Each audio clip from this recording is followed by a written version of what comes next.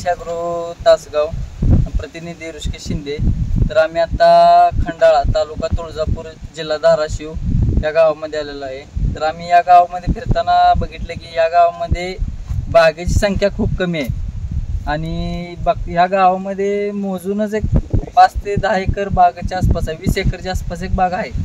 तरी ह्या गावचं म्हणजे या गावात बागेचा काहीचा अनुभव नसताना, म्हणजे बाग क्षेत्र खूप कमी असताना यांनी आपल्या यश ॲग्रोची ट्रीटमेंट घेऊन खूप सुंदर बाग आणलेलं आहे. आणि ह्या आपण बघूया ह्यांनी कसं यश ॲग्रो ट्रीटमेंट घेतलं किंवा बागेचं पूर्ण नियोजन केलेलं आहे. नमस्कार सर. नमस्कार. मी यश ॲग्रोपासून तर पूर्ण आभारी आहे.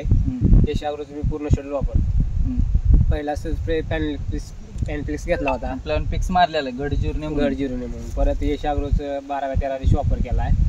हे बघा घड साईज ती 1 नंबर झालेली आहे. हे बघा साईज ती पाकळ्या आपल्या व्यवस्थित झालेल्या आहे. पाकळ्या सुटण्यासाठी तुम्ही कुठलं औषध घेतलं? वाय पॉवर घेतलं होतं. वाय पॉवरचं हे केलं. किती स्प्रे केले? वाय पॉवरचे 2 स्प्रे गेले. 2 स्प्रे वाय पॉवरचे केलेले आहेत. पूर्ण मॅजिक स्प्रे वापर. मॅजिक स्प्रे 4 गेलेत आतापासून. अजून कुठलाही रोग नाही ना, काय नाही त्याच्या व्यतिरिक्त काय नाही.